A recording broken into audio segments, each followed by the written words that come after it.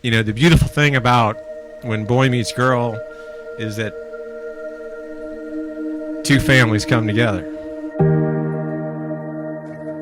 First impressions, definitely how beautiful she was, how intelligent, and how kind and sweet she was is what really drew me to her. My favorite feature is his smile. He just lights up the room. I call her No Problem Taylor. And there was the annual fishing and hunting trip that has always included only boys.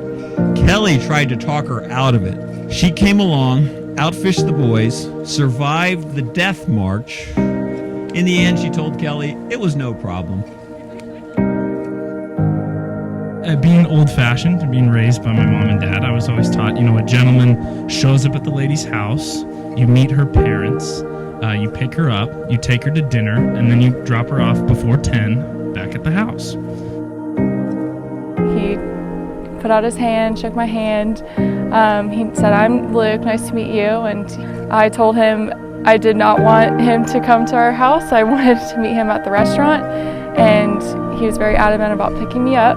So when we walked to his car, he said, "I will only take you on a date on one condition." And I said, "Well, what's that condition?" He said, "If you leave your phone in the car." "Why did you ask me to leave my phone in the car?" And he said, "Because I want to lose track of time and just talk to you without any phones, uninterrupted." And what I thought the date was going to be an hour, it lasted about 5 hours.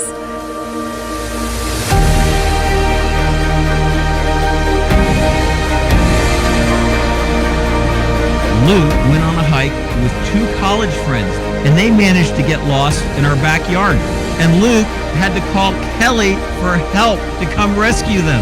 At least when I got lost in the backyard here in February, I knew not to call Kelly.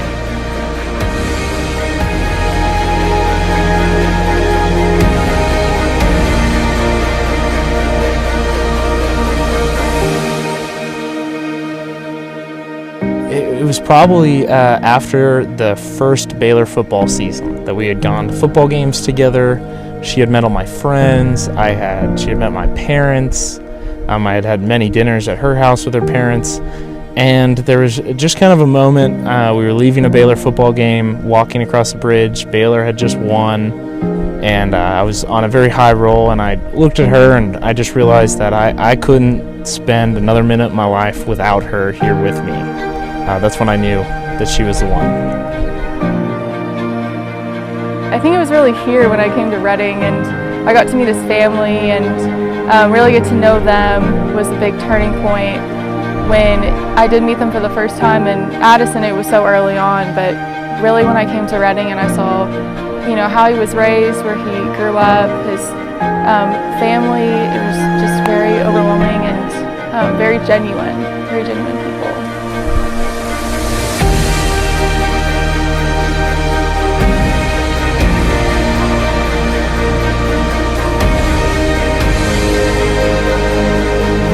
Realizing that she had never had an old-fashioned before. We get the drinks, and Taylor has hers, and she takes a sip, makes a face, and I said, "Is everything okay?" And she says, "Yeah, but they didn't mix it very well with Coca-Cola."